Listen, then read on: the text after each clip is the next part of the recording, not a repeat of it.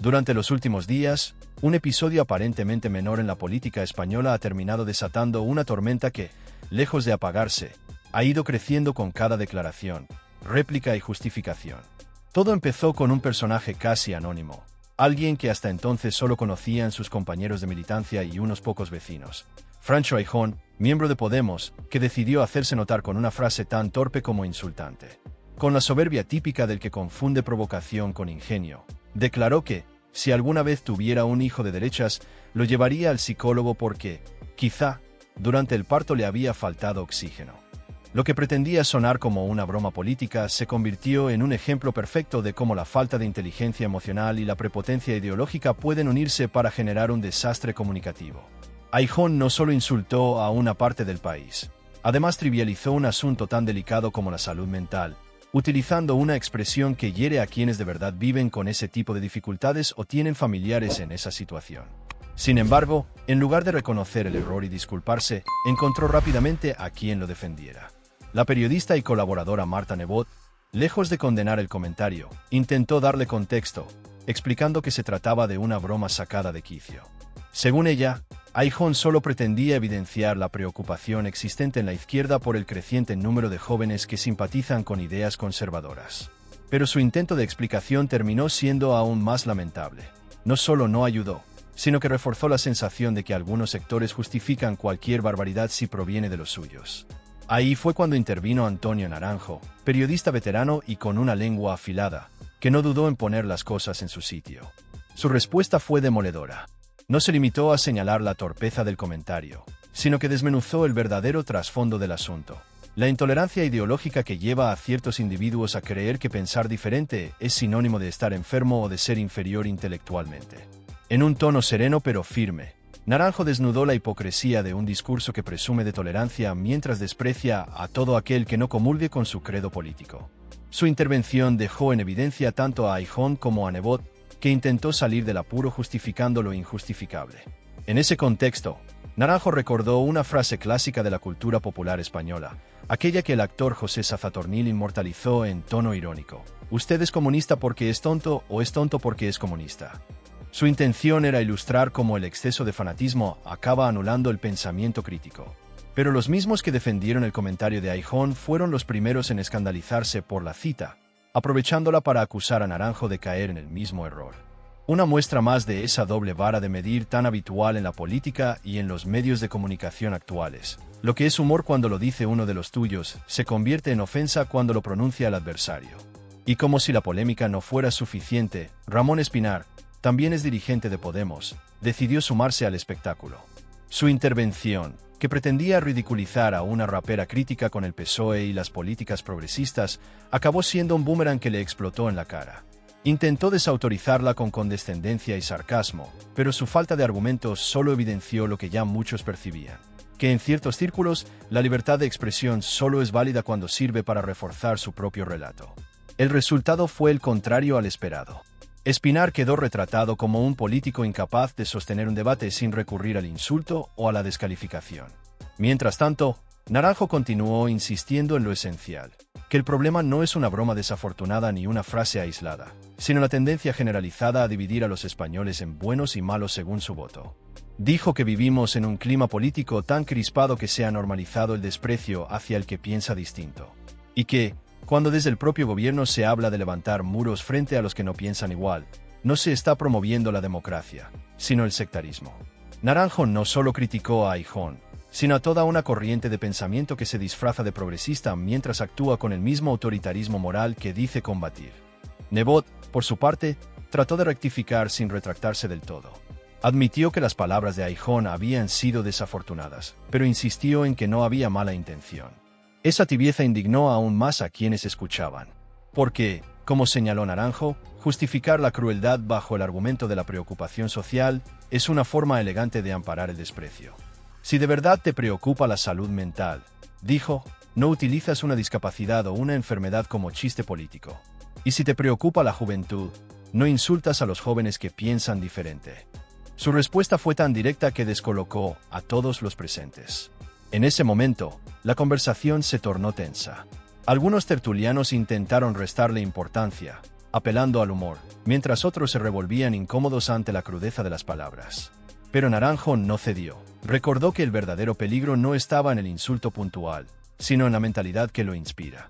Esa creencia arraigada en que el otro siempre está equivocado, que quien no piensa como tú es un enemigo, un fascista o un enfermo. Y que esa actitud, extendida desde las élites políticas hasta las redes sociales, está envenenando el debate público español. A medida que el debate avanzaba, Espinar volvió a la carga, tratando de poner a Naranjo contra las cuerdas acusándolo de incitar al enfrentamiento. Pero su argumento se desmoronó al instante, porque lo que Naranjo estaba haciendo no era azuzar el odio, sino precisamente denunciarlo. Recordó que en una democracia madura debe existir espacio para todas las opiniones, y que ni las urnas ni los micrófonos son propiedad de una sola ideología. El gran error, dijo, es haber convertido las ideas en trincheras. Porque cuando el pensamiento se vuelve dogma, la política deja de ser diálogo y se convierte en guerra. La tensión llegó a su punto máximo cuando Nebot, ya sin argumentos sólidos, acusó a Naranjo de exagerar. Él le respondió con calma, casi con compasión, diciéndole que el problema de fondo no era un chiste mal hecho, sino una sociedad cada vez más intolerante, incapaz de reírse de sí misma, pero dispuesta a reírse del otro. Que lo que debería escandalizarnos no es que un periodista critique a un político, sino que un político use el sufrimiento ajeno para conseguir aplausos de su parroquia. Eso, concluyó, no es humor, es miseria moral.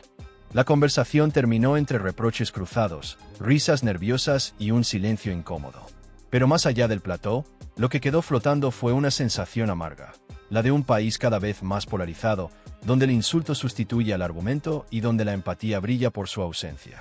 Porque, como señaló uno de los presentes antes de cerrar la emisión, en España no hay tontos de derechas ni de izquierdas. Hay tontos en todos los bandos. Y mientras los necios de un lado y del otro se gritan entre sí, los verdaderos problemas, la educación, la sanidad, la convivencia, siguen sin resolverse. Al final, el caso de Francho Aijón quedará como una anécdota más en la larga lista de despropósitos que alimentan el circo mediático. Pero su frase, más allá de su torpeza, ha servido para dejar al descubierto una verdad incómoda, que el desprecio al diferente se ha normalizado, que el insulto se ha institucionalizado y que, en nombre de la superioridad moral, algunos han terminado cayendo en el mismo pozo de intolerancia que dicen combatir. Y en ese espejo, guste o no, se reflejan todos. Desde que se encendió la polémica, el debate no ha hecho más que crecer, arrastrando consigo una mezcla de indignación, admiración y confusión que ha invadido redes sociales y medios de comunicación. Todo comenzó, curiosamente, a raíz de un comentario incendiario de un miembro de Podemos, que comparó de manera grotesca a quienes piensan distinto con personas que nacen con dificultades neurológicas por falta de oxígeno. Esa frase no solo fue una insensatez, sino que sembró la semilla de un conflicto mucho más profundo. La intolerancia ideológica, el abuso de comparaciones extremas y la trivialización de problemas serios como la salud mental. Lo que podría haber sido un simple error quedó convertido en un espectáculo mediático que involucró a periodistas, políticos y artistas. En medio de esta tormenta, apareció Angie Corín, la rapera que se ha convertido en el epicentro de la polémica. Con más de 500.000 de seguidores, su canción España ha generado reacciones encontradas. Ha sido aplaudida, criticada y viralizada con la misma intensidad. Algunos la han etiquetado como rapera facha y la han acusado de servir de portavoz de la ultraderecha juvenil. Pero ella misma se define más como una voz independiente que utiliza la música como un vehículo para expresar sus ideas y opiniones. No se considera extremista, simplemente sostiene un discurso que, según asegura, muchas personas piensan en privado pero no se atreven a expresar públicamente. Lo que hizo que la controversia escalara fue el modo en que ciertos políticos y medios intentaron cuestionar su coherencia. Ramón Espinar, por ejemplo, entró al debate intentando desacreditarla, pero lo que parecía un ataque se transformó rápidamente en un ejemplo de torpeza. Su estrategia de señalar inconsistencias no hizo más que dejar en evidencia su falta de argumentos sólidos. Mientras tanto, en redes sociales se multiplicaban los comentarios, mezclando elogios al artista con ataques por sus posiciones políticas. En cuestión de días, la rapera había ganado miles de seguidores, y su notoriedad crecía con cada publicación. Un punto central de la polémica fue el dinero público. Angie Corín ha recibido pagos por actuaciones en eventos de Vox, financiados con fondos estatales, y esto fue utilizado por algunos críticos para cuestionar su coherencia. ¿Cómo podía recibir dinero del Estado mientras criticaba su uso y cuestionaba la gestión de impuestos? La respuesta de la rapera fue clara y precisa. el problema no es el dinero público en sí, sino la manera en que se administra. Su discurso no ataca la existencia de impuestos ni la financiación estatal. Lo que critica es el despilfarro, la corrupción y la opacidad en la gestión de los recursos públicos. Señala que si los fondos se destinan de manera justa y legal, no hay contradicción entre recibirlos y expresar una opinión crítica sobre su uso. El debate, sin embargo, no se limitó a cuestiones económicas. Entran también elementos de identidad y representación. Muchos de sus detractores sostienen que todo artista debería alinearse con una ideología progresista, y que quien no lo haga automáticamente apoya políticas de ultraderecha. La rapera, en cambio, argumenta que expresar una opinión crítica sobre el gobierno o compartir ciertas ideas conservadoras no la convierte en extremista. Su postura refleja una realidad más compleja. No todos los jóvenes de derecha son fascistas, no todos los jóvenes de izquierda son virtuosos, y simplificar el debate en esos términos es tanto injusto como peligroso. Además, Angie ha abordado la cuestión de los impuestos y el dinero público desde un punto de vista más profundo. Su crítica no se dirige a la existencia de impuestos ni a la financiación estatal, sino al uso ineficiente y desproporcionado de los recursos, a la mala gestión de los fondos y a la corrupción. Defiende un Estado justo, transparente y eficiente, y considera que cualquier institución, independientemente de su signo político, debería cumplir esos criterios. Para ella, el problema no es recibir pagos por actuaciones, sino que el dinero público se gestione de manera oscura, injusta o arbitraria. Otro tema que surgió en la discusión fue la percepción de la coherencia personal y profesional. Algunos insistieron en que recibir dinero de un partido político mientras se critica al Estado representa una contradicción moral. La rapera contestó que la coherencia no reside en renunciar a beneficios legítimos, sino en exigir que el sistema funcione correctamente. Criticar los errores del sector público no excluye el derecho a beneficiarse de él si se cumplen criterios legales y éticos. Este punto, que parece obvio, fue ignorado por muchos de sus detractores, quienes prefirieron centrarse en etiquetas simplistas y ataques personales. El debate también tocó temas históricos y culturales. Algunos críticos compararon la postura de la rapera con figuras controvertidas del pasado, intentando demostrar contradicciones o incoherencias. Por ejemplo, mencionaron al Che Guevara o a ciertos economistas liberales que trabajaron en universidades públicas mientras criticaban al Estado, sugiriendo que la joven seguía la misma línea de hipocresía. Pero la rapera replicó con firmeza: cuestionar la administración pública o los impuestos excesivos no implica ser incoherente, sino buscar justicia y eficiencia en la gestión de los recursos colectivos. En paralelo, el episodio reveló una realidad preocupante sobre la intolerancia ideológica.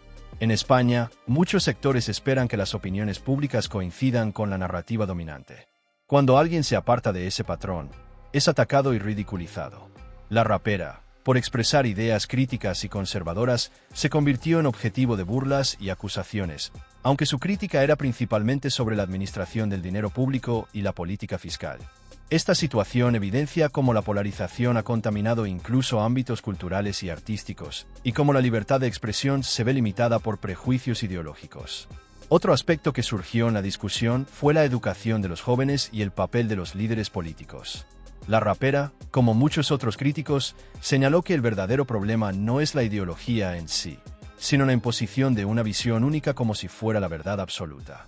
Cuando los dirigentes políticos presentan a quienes no piensan como ellos como enemigos, fascistas o enfermos, crean un clima de intolerancia que se refleja en la sociedad. Ese patrón es el que, según la rapera y sus defensores, se debe cuestionar, porque daña la convivencia democrática y refuerza la polarización.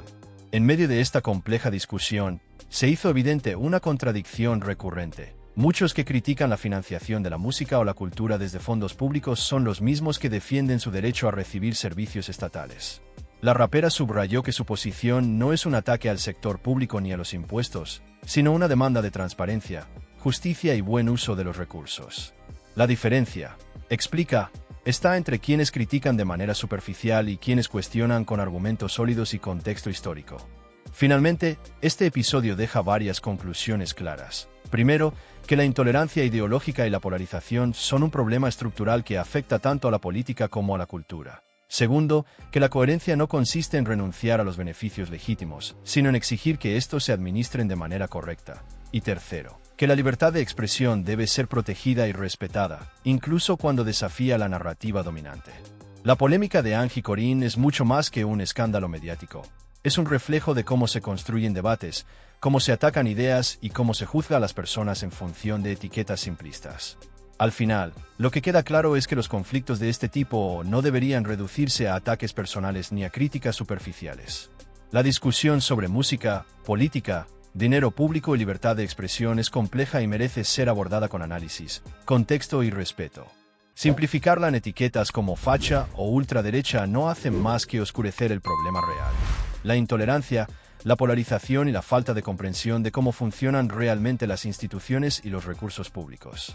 Y en ese espejo, tanto los críticos como los defensores se ven reflejados, mostrando que la discusión española sigue atrapada entre extremos, sin encontrar un punto medio que permita el diálogo real y la comprensión mutua.